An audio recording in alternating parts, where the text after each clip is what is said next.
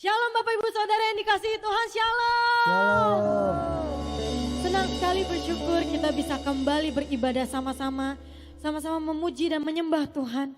Walaupun secara virtual, secara online, tapi saya percaya kuasa dan jamahan Tuhan tetap ada bagi setiap kita. Amin. Amin. Mari sama-sama tundukkan kepala kita. Tuhan, terima kasih Tuhan buat pemeliharaanmu, buat penyertaanmu bagi setiap kami. Terima kasih buat segala hal yang sudah Tuhan kerjakan dalam hidup kami sampai hari ini. Kami ada sebagaimana kami ada semua karena Tuhan ada bersama dengan kami. Kami siap memujimu Tuhan. Yang siap memuji Tuhan katakan haleluya. Angkat tangan kita Bapak Ibu Saudara.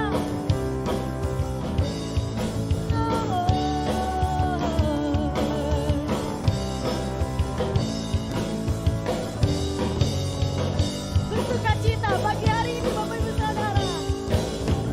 Dengarkanlah suara David memanggil semua umatnya dari seluruh penjuru bumi datang untuk menyembahnya.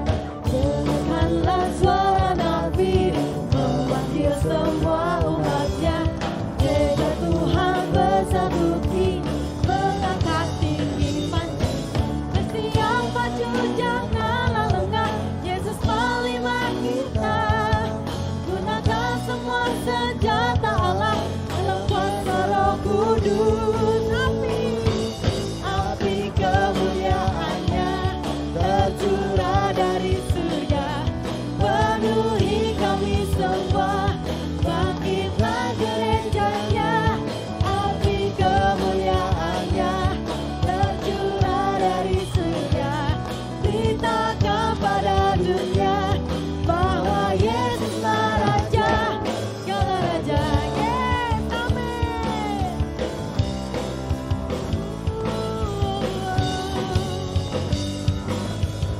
Mari saudara, dengarkanlah suara Nabi memanggil semua umatnya dari seluruh penjuru datang untuk menyembahmu Tuhan. Dengarkanlah suara Nabi memanggil semua umatnya. Gereja Tuhan bersatu mengangkat tinggi panjinya. Bersiap maju janganlah lengah, Yesus pelima kita. Gunakan semua senjata Allah dengan kuasa Roh Kudus. Api kemuliaannya, angkat tangan kita Bapak Ibu Saudara. Penuhi kami semua, bangkit gereja Tuhan. Api kemuliaannya tercurah dari surga. Beritakan pada dunia bahwa Yesuslah Raja. Api kemuliaannya tercurah dari surga, Penuhi kami semua. bangkitlah gerejanya. Api kemuliaan Tuhan tercurah dari surga. Beritakan pada dunia bahwa Yesuslah Raja. Saudara saja Tercurah dari surga, penuhi kami semua. Bangkitlah gerejanya, api kemuliaannya tercurah dari surga. Beritakan pada dunia Yesus Raja, segala Raja. Api kemuliaan melompat buat Tuhan Bapak Ibu Saudara. Penuhi kami semua. Bangkitlah gerejanya, api kemuliaannya tercurah dari surga. Beritakan pada dunia bahwa Yesuslah Raja, segala Raja. Engkau Yesus segala Raja, Raja segala Raja Tuhan.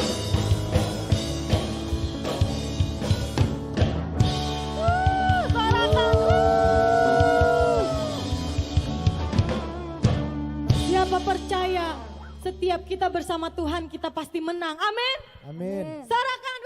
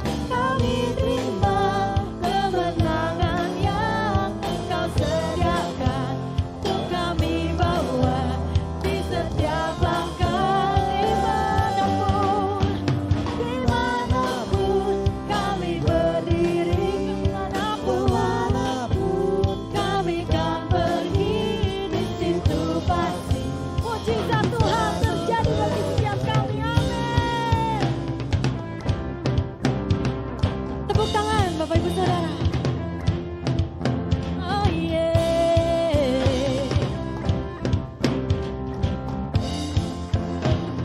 Kami bait kudus-Mu Tuhan. Kami bait kudus-Mu sebagai bukti karya-Mu. Nyatakan Kau besar dan hidup. Berlari sampai tujuan kami. Berlari sampai tujuan. Mahkota kami terima. Angkat tanganmu Bapak Ibu Saudara. Kami terima kemenangan yang Yesus sediakan. Tuhan yang bawa di setiap langkah kami.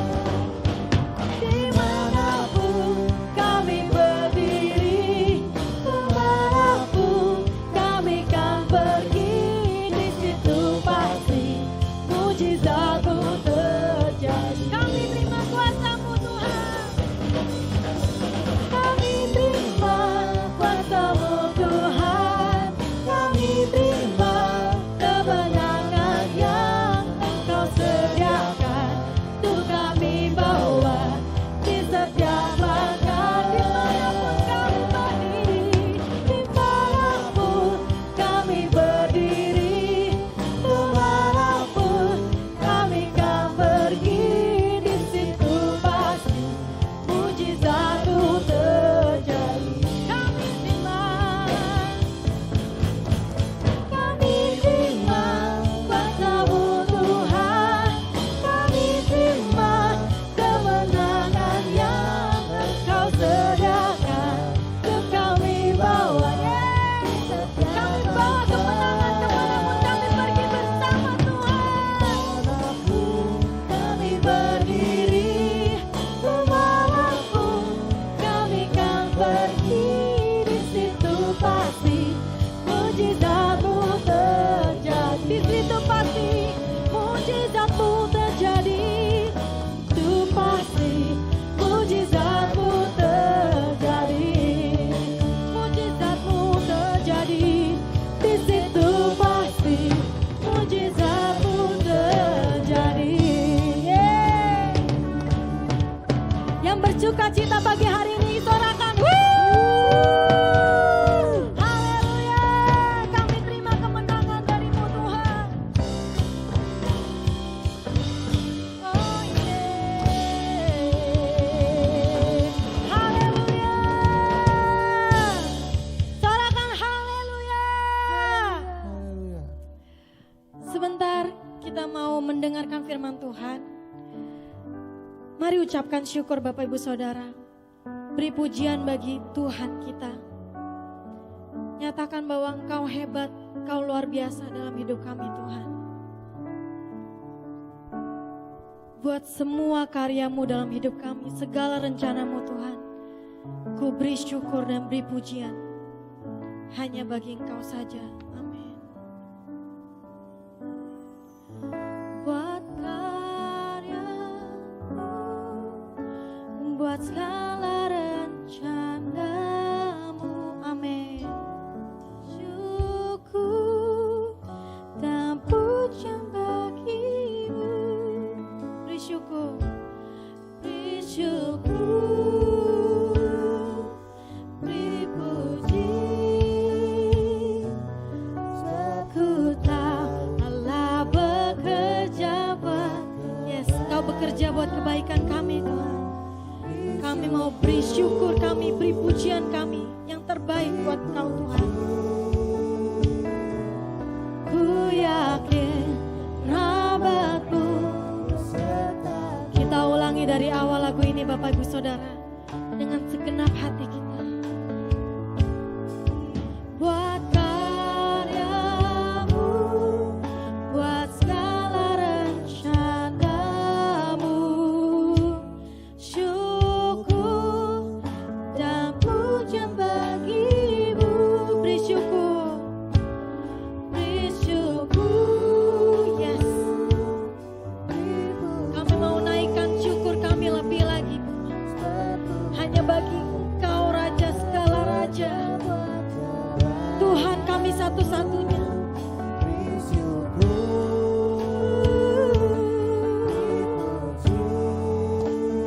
Kami yakin rahmat-Mu selalu beserta dengan kami Tuhan.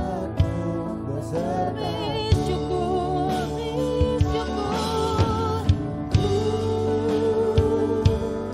dipuji. Ku tahu Allah bekerja buat kebaikan.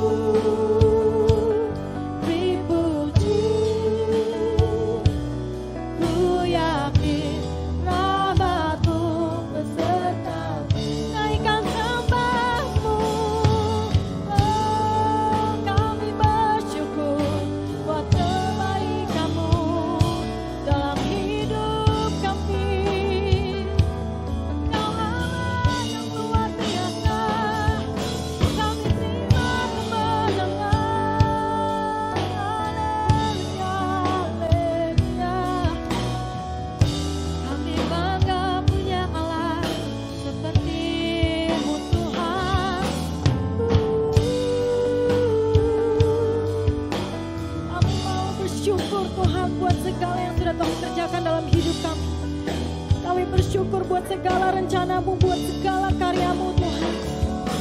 Siapakah kami ini? Punya Tuhan yang hebat, punya Tuhan yang luar biasa. Tuhan pembela kami, Tuhan penolong kami.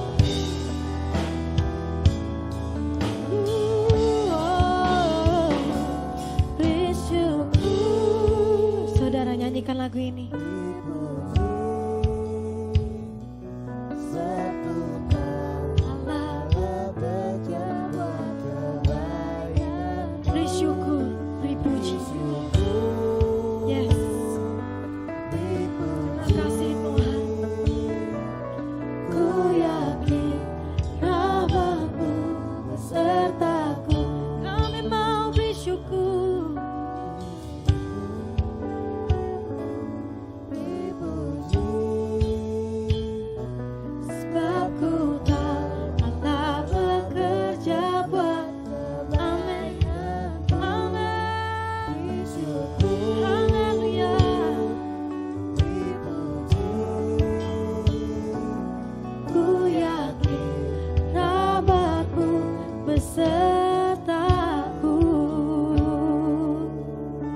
Hadirat-Mu selalu kami rindukan Tuhan. Kami rindu bersama-Mu Tuhan.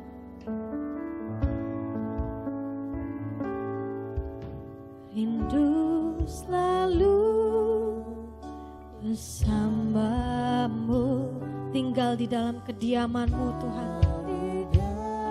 Itu yang kami rindukan.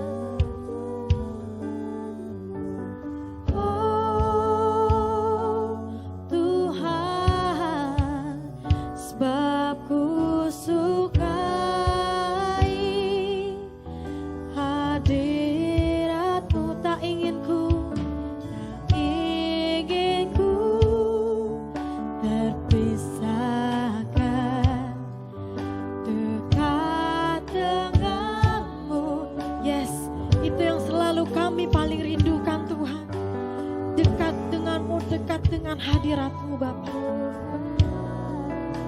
sebab ku dapati kedamaian,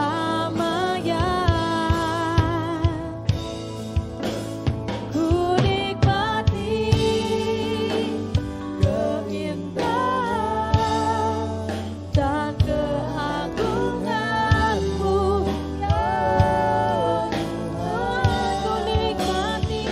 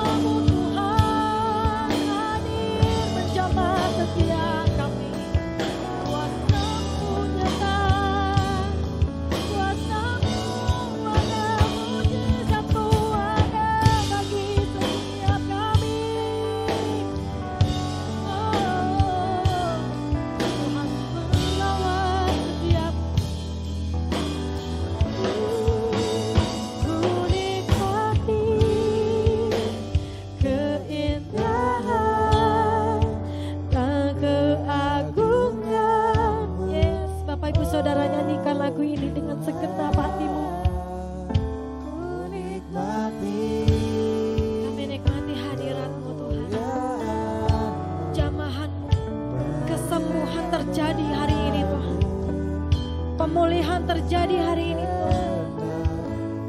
Ku nikmati, kami nikmati hadirat keindahan-Mu Tuhan, karya-Mu yang luar biasa bagi hidup kami. Haleluya. Menyembah-Mu dengan segenap, ku nikmati keindahan dan keagungan-Mu, oh Tuhan. Ku nikmati kemuliaan-Mu, menyembah-Mu dengan segenap hatiku. Katakan menyembah-Mu dengan segenap hatiku. Menyembah-Mu dengan segenap hatiku.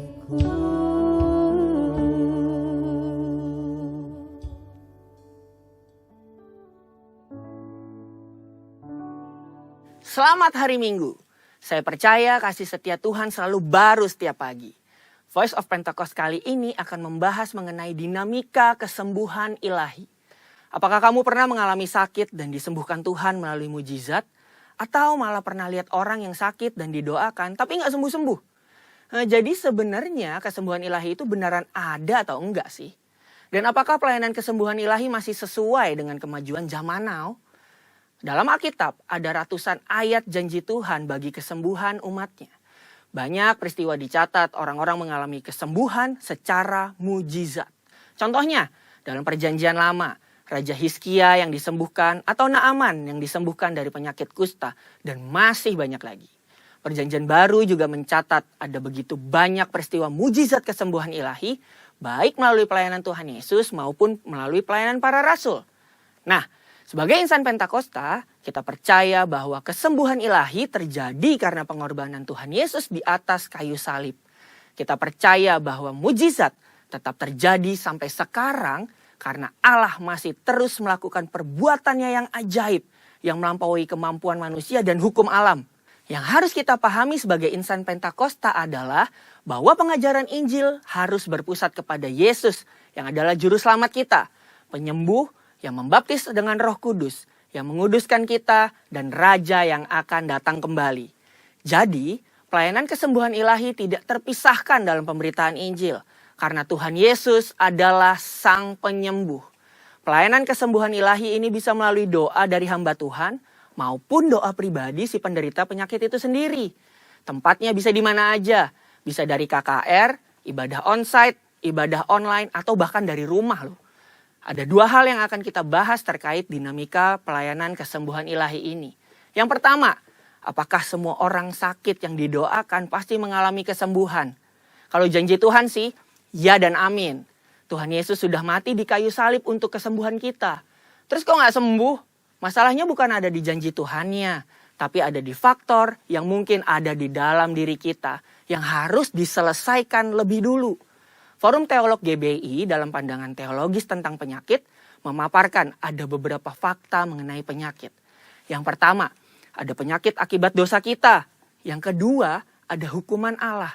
Yang ketiga, karena perizinan dan kedaulatan Tuhan. Yang keempat, penyakit karena kejahatan iblis. Yang kelima, penyakit karena ulah manusia yang tamak, serakah, korup, dan destruktif. Untuk itulah kita perlu terbuka, mengaku dosa kita, memohon dan berdoa dengan iman. Seperti yang tertulis dalam Yakobus 5 ayat yang ke-14 sampai 16. Pelayanan ini merupakan bagian dari pelayanan yang dilakukan gereja. Tetapi hamba Tuhan dan gereja bukanlah sang penyembuh. Yang menyembuhkan tetap Tuhan Yesus sendiri. Hamba Tuhan dan gereja hanyalah alatnya.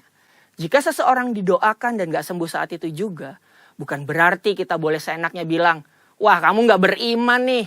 Atau wah kurang doa ya. Proses kesembuhan ada yang langsung terjadi yang artinya langsung sembuh setelah didoakan.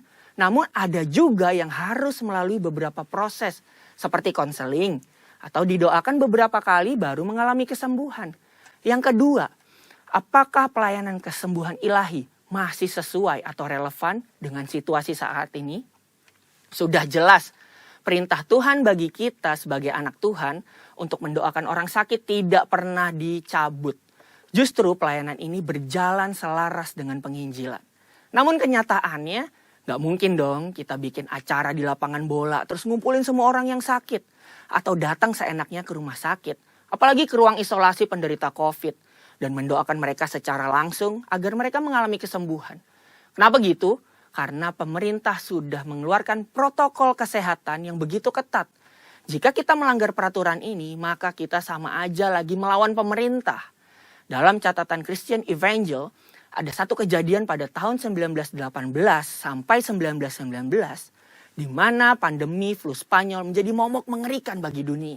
Ada sekitar 50 juta orang meninggal akibat pandemi ini. Tetapi yang menarik, insan Pentakosta pada saat itu mengikuti anjuran pemerintah untuk meniadakan pertemuan ibadah dan mengkarantina yang sakit. Mereka tetap tinggal di rumah dan berdoa. Tetapi mereka terus menyatakan bahwa Allah adalah tabib. Sama seperti yang kita lakukan sekarang ini nih. Luar biasanya, dampaknya adalah banyak orang yang lahir baru dan disembuhkan dari sakit penyakit akibat pandemi tersebut. Kesaksian iman mereka kepada Allah dan doa membuat mereka mampu melewati krisis. Keterbatasan pelayanan karena social distancing bukan berarti pelayanan kesembuhan ilahi menjadi tidak relevan atau membuat kita tidak bisa melakukan pelayanan kesembuhan ilahi. Tuhan memberikan ide-ide kreatif melalui sarana yang ada di sekitar kita nih. Misalnya sosial media dan teknologi informasi. Seperti pada zaman rasul-rasul yang secara kreatif menggunakan media perantara dan diurapi Roh Kudus. Seperti sapu tangan atau kain yang pernah dipakai oleh Paulus menyembuhkan segala penyakit dan mengusir roh jahat saat diletakkan di atas orang-orang yang sakit. Jadi, pelayanan itu tidak terbatas dalam pertemuan fisik. Allah juga bisa bekerja melalui ibadah online, melalui panggilan telepon, video call, atau menggunakan media sosial. Berabad-abad yang lalu, pelayanan kesembuhan ilahi telah dilakukan oleh nabi-nabi di Perjanjian Lama, Tuhan Yesus, dan rasul-rasul di Perjanjian Baru. Tidak berhenti sampai di situ. Pelayanan kesembuhan ilahi juga masih relevan dengan zaman now. Secara khusus, di tengah situasi yang sedang dunia hadapi saat ini, gereja harus terus memotivasi dan menggerakkan pengerja dan jemaat untuk melakukan pelayanan kesembuhan ilahi ini dengan mendoakan mereka yang sakit, bahkan dengan memanfaatkan teknologi dan media sosial di tengah keterbatasan akibat social distancing. Pelayanan kesembuhan ilahi merupakan karunia Roh Kudus yang diberikan kepada gerejanya. Oleh sebab itu, kesembuhan yang Tuhan berikan semuanya adalah untuk memuliakan namanya. Tuhan Yesus memberkati.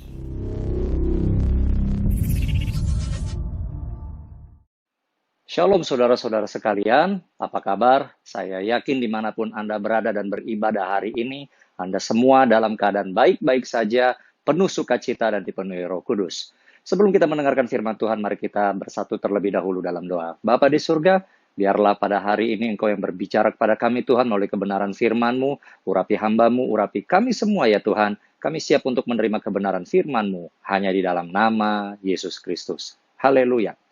Bapak Ibu Saudara sekalian, saya percaya bahwa hari-hari ini Tuhan tetap memanggil kita menjadi murid-murid Tuhan dan artinya ada pertumbuhan, ada kedewasaan di dalam kehidupan dan perjalanan rohani kita. Nah, hari ini saya mau membahas mengenai yang namanya iman bertumbuh. Bagaimana iman kita bisa bertumbuh sekalipun kita ada di dalam masa pandemi seperti ini, ketika begitu banyak hal-hal yang tidak bisa kita lakukan dan nampaknya begitu banyak pembatasan-pembatasan dan keterbatasan. Nah, mari kita buka Alkitab kita akan belajar hal yang luar biasa pada hari Minggu ini. Kita buka hari ini dari Injil Lukas pasalnya yang ke-7 ayat 1 sampai 10. Lukas 7 ayat 1 sampai 10. Setelah Yesus selesai berbicara di depan banyak orang, masuklah ia ke Kapernaum. Di situ ada seorang perwira yang mempunyai seorang hamba yang sangat dihargainya. Hamba itu sedang sakit keras dan hampir mati. Ketika perwira itu mendengar tentang Yesus, ia menyuruh beberapa orang tua-tua Yahudi kepadanya untuk meminta supaya ia datang dan menyembuhkan hambanya. Mereka datang kepada Yesus dan dengan sangat mereka meminta pertolongannya. Katanya, ia layak engkau tolong sebab ia mengasihi bangsa kita dan dialah yang menanggung pembangunan rumah ibadat kami. Lalu Yesus pergi bersama-sama dengan mereka. Ketika ia tidak jauh lagi dari rumah perwira itu menyuruh sahabat-sahabatnya untuk mengatakan kepada Yesus, "Tuan, janganlah bersusah-susah, sebab aku tidak layak menerima Tuan di dalam rumahku. Sebab itu aku juga menganggap diriku tidak layak untuk datang kepadamu. Tetapi katakan saja sepatah kata, maka hambaku itu akan sembuh. Sebab aku sendiri seorang prajurit, dan di bawahku ada pula prajurit. Jika aku berkata kepada salah seorang prajurit itu pergi, maka ia pergi. Dan kepada seorang yang lain datang, maka ia datang. Ataupun kepada hambaku, kerjakanlah ini, maka ia mengerjakannya." Setelah Yesus mendengar perkataan itu, Yesus heran akan dia. Dan sambil berpaling kepada orang banyak yang mengikuti dia, Yesus berkata, "Aku berkata kepadamu, iman sebesar ini tidak pernah aku jumpai sekalipun di antara orang Israel." Dan setelah orang-orang yang disuruh itu kembali ke rumah, didapatinya lah hamba itu telah sehat kembali. Haleluya. Bapak, Ibu, Saudara sekalian, kita sedang ada di waktu-waktu yang unik. Ada yang sudah mulai bekerja, ada yang sudah mulai aktivitasnya bisa lagi di luar rumah. Tapi bagi mayoritas bagi kita masih tetap harus kerja di dalam rumah. Bahkan kita beribadah pun juga belum tentu bisa di tempat kita kembali oleh karena kita masih di dalam zona merah atau mungkin hitam. Sehingga tidak memungkinkan untuk kita berkumpul bersama di gedung gereja. Tapi saya percaya hari ini dimanapun engkau berada, Anda bukan sedang menyaksikan ibadah, tapi saudara-saudara sedang beribadah. Nah, Bapak Ibu Saudara sekalian, kita tahu bahwa Tuhan tetap meminta kita makin dewasa dan bertumbuh. Tetapi di hari-hari seperti ini, Bapak Ibu Saudara, ketika pandemi masih ada di sekitar kita, bagaimana supaya iman kita bertumbuh? Bagaimana supaya kita tetap kuat? Hari ini kita akan belajar dari Lukas 7 ayat 1-10, bagaimana supaya iman kita itu bertumbuh. Bapak Ibu Saudara, kisah yang kita baca ini adalah kisah yang unik. Kenapa? Karena iman yang ditunjukkan oleh perwira Romawi ini, Tuhan katakan tadi di ayat 10, "Aku berkata kepadamu, iman sebesar ini tidak pernah aku jumpai, sekalipun di antara orang Israel." Dan ayat itu juga menulis ketika Yesus mendengarkan perkataan dari Romawi ini, Yesus heran. Nah, Bapak Ibu Saudara, ketika kita mendengar atau membaca kata heran dalam bahasa Indonesia, ini biasanya konotasinya negatif. Kita terheran kenapa hal ini bisa terjadi, kita heran kenapa hal itu bisa terjadi. Tetapi heran di dalam bahasa asli yang digunakan dalam Alkitab, Bapak Ibu Saudara, itu berasal dari kata tamazo yang artinya kagum, Bapak Ibu Saudara. Saking kagumnya jadi heran. Ya, terheran-heran karena kagum. Loh, kok bisa ya? Tapi ini positif. Di dalam bahasa Inggris, kata yang digunakan itu adalah marvel. Ya, sama seperti kayak film seri dari superhero beberapa tahun yang lalu yang demikian populer di bioskop-bioskop, Bapak Ibu Saudara. Marvel, terkagum-kagum, Bapak Ibu Saudara. Nah, kenapa sampai Yesus terkagum? Dan saya percaya saya percaya Bapak Ibu Saudara sekalian, Tuhan akan mengajar kita bagaimana supaya iman kita bertumbuh melalui firman Tuhan yang kita baca ini. Bagaimana iman kita bertumbuh? 4 hal, Bapak Ibu Saudara sekalian. Yang pertama adalah bahwa iman bertumbuh melalui respon yang kita berikan terhadap peristiwa-peristiwa yang Tuhan izinkan terjadi dalam kehidupan kita. Sekali lagi, iman bisa bertumbuh apabila kita memberikan respon-respon yang benar, respon-respon yang sesuai terhadap semua peristiwa-peristiwa dan kejadian yang Tuhan izinkan terjadi di dalam kehidupan kita. Sama-sama katakan dengan saya, respon. Haleluya. Ya, Bapak Ibu Saudara, tadi di ayat 2 dikatakan di sana bahwa ada seorang perwira. Ini petinggi militer Romawi di Kapernaum, dan perwira ini punya seorang hamba. Seorang pembantu, seorang pelayan rumah tangga, asisten rumah tangga yang sangat dihargai oleh komandan militer ini. Namun pembantunya itu sedang sakit keras dan hampir mati. Bapak Ibu Saudara sekalian, di dalam komentari beberapa Alkitab dikatakan bahwa sebenarnya hambanya ini, Bapak Ibu Saudara, sudah divonis, ini mau meninggal, ini udah proses mau kematian, dying, Bapak Ibu Saudara sekalian. Tetapi ketika perwira ini mendengar bahwa Yesus masuk ke Kapernaum, dia pasti tahu kejadiannya, Bapak Ibu Saudara. Dia pemimpin militer Romawi atas kota Kapernaum. Dia pasti tahu kalau ada orang-orang penting masuk ke dalam kotanya. Dan ketika dia mengetahui bahwa Yesus masuk ke kotanya, perwira ini memberikan respon yang benar. Ketika dia mendengar wonderful Savior, ketika dia mendengarkan miracle worker ini, ketika dia mendengarkan bahwa Rabi yang luar biasa ini membawa kesembuhan ini masuk ke kotanya, dia memberikan respon yang benar. Apa itu responnya? Dia berteriak, dia datang, dia memohon supaya Yesus juga mengulurkan kasih karunia dan menyembuhkan hambanya yang sedang sakit, bahkan hampir mati ini. Bapak Ibu Saudara sekalian, saya sering kali mendengar dan saya percaya Bapak Ibu Saudara juga sering mendengar bahwa melalui kejadian-kejadian yang tidak mengenakan, melalui kejadian-kejadian maupun tantangan, pencobaan, penderitaan, pergumulan, kita semua dibawa ke level yang lebih tinggi. Dan saya percaya Bapak Ibu Saudara pun berkata amin akan hal itu. Tapi Bapak Ibu Saudara, mari pada hari ini kita berbicara spesifik. Bukan kejadiannya, bukan pergumulannya, bukan penderitaannya itu yang membuat iman kita bertumbuh, bukan itu yang membuat kerohanian kita naik, tapi respon kita terhadap peristiwa itulah yang akan menentukan apakah kita akan naik atau kita turun kelas atau stay di tempat, Bapak Ibu Saudara sekalian. Ya, respon kita. Bapak Ibu Saudara, semua orang di atas muka bumi ini mengalami penderitaan. Semua orang juga mengalami kesusahan. Tetapi apa yang membedakan? Respon, Bapak Ibu Saudara. Sekali lagi, respon. Ayo, bilang kepada kanan, kiri, depan, belakang, kalau engkau beribadah dengan saudara-saudaramu dan keluargamu, bilang sama dia, respon, respon, haleluya. Seringkali Bapak Ibu Saudara, permasalahan itu menjadi lebih besar daripada yang diharapkan karena kita memberikan respon yang salah. Alkitab sudah berkata bahwa segala sesuatu yang kita hadapi, Tuhan akan atur, Tuhan akan kendalikan, tidak akan melampaui kekuatan kita sendiri. Itu janji Tuhan untuk anak-anaknya. Tetapi seringkali yang membuat persoalan itu menjadi makin besar adalah kita sebagai anak-anak Tuhan memberikan respon yang salah. Dan akibatnya kesusahan yang seharusnya tidak berkepanjangan menjadi berkepanjangan. Kesusahan yang seharusnya tidak membelenggu kita menjadi membelenggu kita. Bapak Ibu Saudara, saya percaya Bapak Ibu Saudara masih ingat kisah ketika bangsa Israel keluar dari perbudakan Mesir dan mereka sudah ada di tepi tanah perjanjian. Musa menyuruh ada 12 mata-mata, yaitu satu orang dari setiap suku Israel dikirim masuk ke dalam tanah perjanjian untuk mengintai negeri itu. Dan ke-12 mata-mata ini pulang Bapak Ibu Saudara setelah mereka mengintai negeri itu untuk beberapa waktu, semua memberikan fakta yang sama. Semua memberikan laporan yang sama, yaitu bahwa tanah perjanjian penuh dengan susu dan madu, sangat subur, tetapi dipenuhi dengan kota-kota berkubu yang penduduknya besar-besar semua. Ke-12 orang itu memberikan fakta yang sama, laporan yang sama. Tetapi ternyata 10 orang memberikan respon yang berbeda. Hanya 2 orang yang memberikan respon yang bagus. Dan 2 orang yang memberikan respon yang bagus inilah pada akhirnya menjadi 2 orang yang bisa menikmati berkat tanah perjanjian.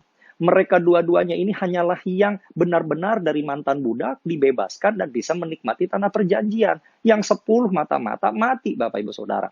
Dan yang bikin miris Bapak Ibu Saudara, sekalipun 2 orang itu memberikan respon yang benar, tapi 12 suku Israel memilih untuk memberikan respon yang sama seperti 10 mata-mata yang lain. Dan akibatnya apa? Karena respon mereka demikian buruk, akhirnya Tuhan memutuskan untuk mereka berputar-putar di padang gurun, sehingga hilanglah generasi yang memberikan respon yang salah itu, Bapak Ibu Saudara, dan generasi yang memberikan respon yang benar akhirnya bisa masuk tanah perjanjian. Bapak Ibu Saudara, hari-hari ini pandemi masih terjadi. Saya tidak tahu permasalahan dihadapi oleh Bapak Ibu Saudara apa. Tapi mari sebagai anak-anak Tuhan yang sudah sering mendengar firman Tuhan, yang sudah sering membaca firman Tuhan, mendengarkan khotbah tahun demi tahun. Bapak Ibu Saudara, inilah waktunya kita memberikan respon yang benar sesuai dengan firman Tuhan dan isi hati Tuhan. Inilah Bapak Ibu Saudara sekalian waktunya untuk kita meresponi peristiwa apapun yang terjadi di depan kita ini dengan semua ekspresi-ekspresi iman kita, dengan semua nyanyian-nyanyian kita yang selama ini kita nyanyikan. Mungkin selama ini kita bernyanyi, kita membaca ayat-ayat tertentu, Bapak Ibu Saudara, karena enak terdengar, karena nadanya, wow, itu sangat meneduhkan. Tapi hari-hari ini semua lagu-lagu kita, biarlah itu menjadi respon kita. Ketika kita sedang di dalam masa kesesakan, Bapak Ibu Saudara, kita akan berkata, aku percaya, Tuhanku ajaib, kau turun tangan memulihkanku. Aku percaya, Tuhanku dahsyat, kau turun tangan memberkatiku. Jangan cuma menyanyikan lagu itu karena nadanya enak dan kata-katanya indah, Bapak Ibu Saudara. Tapi biarlah itu menjadi respon kita. Bahwa kita percaya Allah akan menurunkan tangannya dan tidak akan membiarkan kita sampai tergeletak. Haleluya. Ingat baik-baik. Bukan peristiwanya yang akan membuat kita naik level. Bukan peristiwanya yang akan membuat kita bertumbuh. Tapi respon kita. Haleluya. Yang kedua, Bapak Ibu Saudara sekalian, iman itu bisa bertumbuh kalau kita menunjukkan sikap rendah hati. Kalau kita menunjukkan sikap rendah hati. Di dalam ayat yang ke-6 tadi, perwira ini Bapak Ibu Saudara, ya dicatat kita lihat, dia mengirimkan tua-tua Yahudi. Dan belakangan juga sahabat-sahabatnya untuk bicara sama Tuhan Yesus. Dia berkata dia tidak layak untuk menerima Tuhan Yesus dalam rumahnya. Dia bahkan tidak layak untuk menyongsong Tuhan Yesus. Bapak Ibu Saudara, dia menunjukkan sikap yang rendah hati. Apa sih rendah hati Bapak Ibu Saudara? Beda dengan rendah diri ya. Rendah hati itu artinya begini. Mengakui bahwa saya punya posisi, saya diberkati, tetapi itu bukanlah segala-galanya. Kenapa? Karena di atas saya masih ada lagi yang lebih luar biasa. Dan apa yang saya ketahui dan apa yang saya miliki itu belum apa-apa. Masih ada ruangan untuk bertumbuh. Saudara, orang yang tidak punya sikap rendah hati itu nggak bisa lagi dibuat bertumbuh. Ya, orang lawannya rendah hati sih apa ya Bapak Ibu Saudara? Itu sombong. Tapi sombong itu juga ada dua tingkatannya Bapak Ibu Saudara. Ada sombong atas, ada sombong bawah. Apa itu sombong atas? Dia merasa sudah punya semuanya, dia sudah pintar, dia nggak perlu apa-apa lagi. Nggak perlu belajar, nggak perlu dibantu, dan yang lain-lainnya. Yang model kayak gini Bapak Ibu Saudara, gimana mau bertumbuh? Wong dia merasa dia sudah di puncak. Tapi ada juga yang namanya sombong bawah. Mungkin dia merasa dia bodoh, dia merasa, sudahlah bukan bagian saya, dia nggak mau repot, dia pokoknya merasa nasibnya miskin, nggak perlu lakukan apa-apa lagi, jangan dipaksa melakukan hal-hal yang besar, pokoknya karena dia bagian yang bawah. Ini namanya sombong bawah. Tapi sama aja Bapak Ibu Saudara. Sikap seperti ini Bapak Ibu Saudara juga akan bisa bertumbuh. Tapi lihat perwira Romawi ini Bapak Ibu Saudara sekalian. Dia sadar dia perwira. Dia sadar dia adalah komandan di Kapernaum. Tapi dia sadar bahwa itu bukan segala-galanya. Bahwa masih ada Yesus. Masih ada Yesus yang jauh lebih baik daripada dirinya. Hari ini Bapak Ibu Saudara, kalau imanmu mau bertumbuh, engkau harus memiliki yang namanya rendah hati, Bapak Ibu Saudara. Supaya dengan demikian Tuhan bisa menambahkan engkau lebih lagi dan lebih lagi dan lebih lagi. Haleluya. Yang ketiga, Bapak Ibu Saudara, iman bertumbuh pada waktu kita sadar kemampuan kita ini terbatas, tapi kemampuan Tuhan yang kita sembah tidak terbatas. Sekali lagi, iman itu bertumbuh saat kita sadar bahwa kita ini terbatas, tetapi Allah itu tidak terbatas. Oleh karena itu, baiklah kita berharap dan bersandar hanya kepada Tuhan. Haleluya.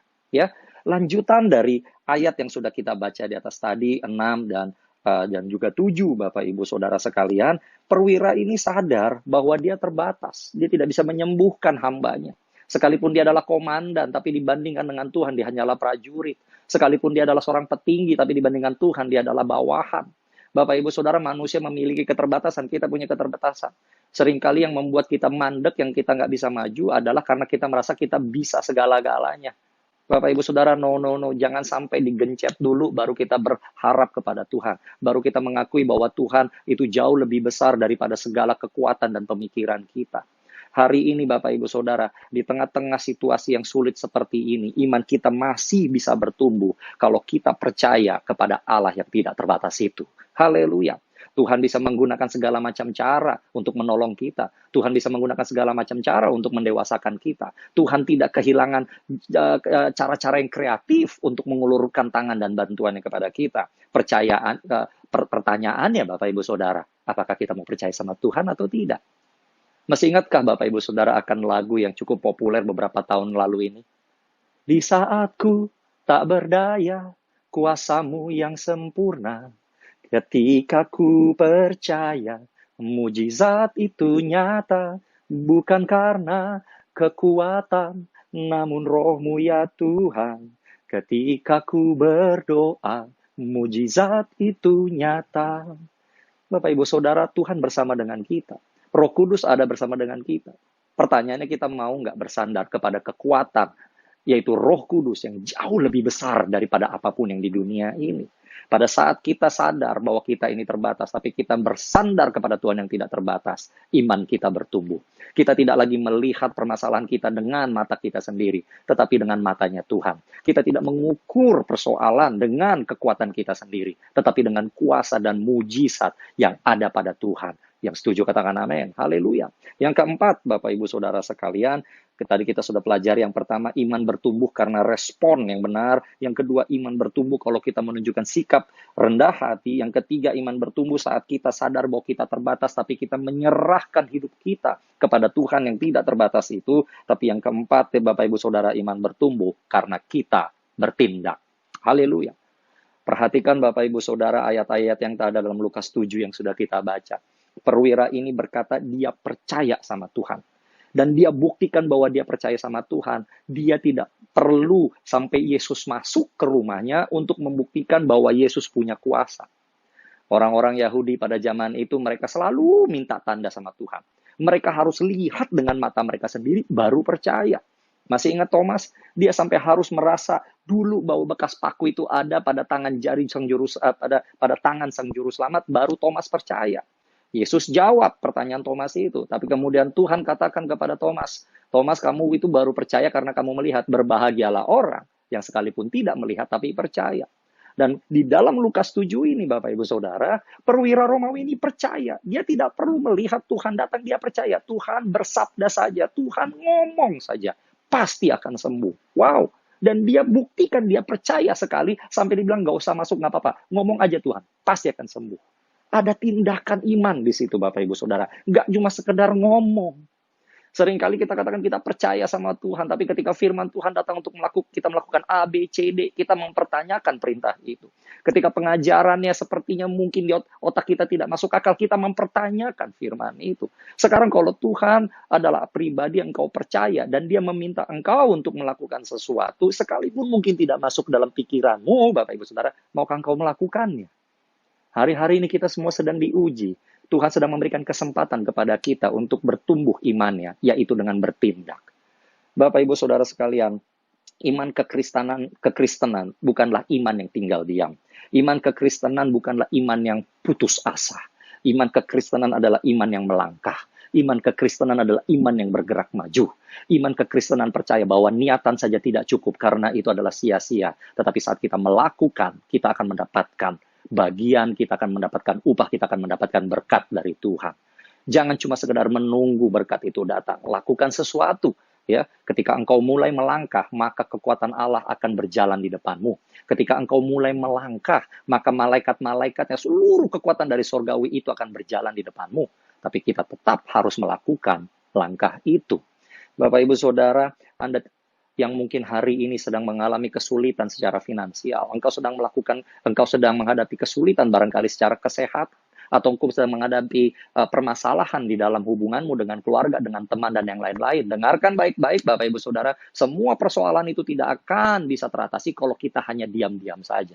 Tapi kalau kita percaya waktu kita bertindak, Tuhan menyertai kita, Bapak Ibu Saudara, dengarkan baik-baik. Terjadilah sesuai dengan imanmu. Haleluya. 4 hal Bapak Ibu Saudara supaya iman kita ini bertumbuh. Nomor 1, iman bertumbuh dengan memberikan respon yang benar. Berikanlah respon yang benar sesuai dengan kebenaran firman Tuhan dan tuntunan Roh Kudus. Yang kedua, tetaplah rendah hati.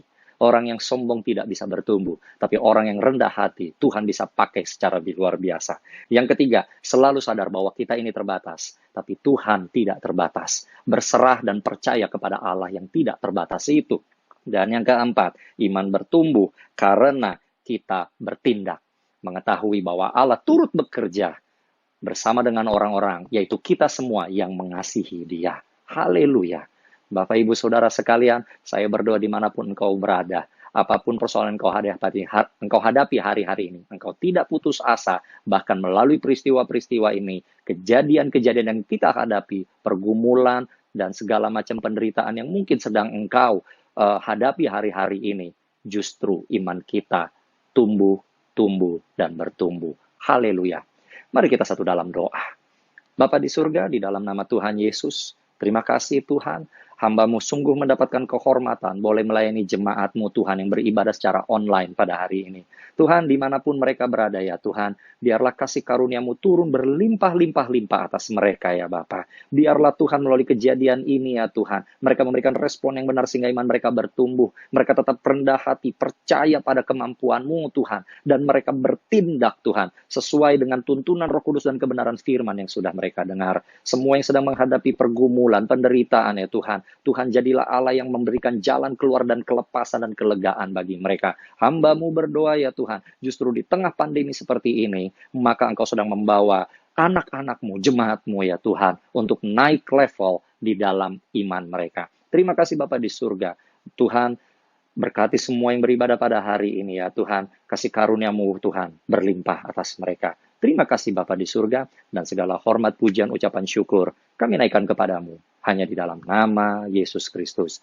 Haleluya. Amin. Amin. Shalom.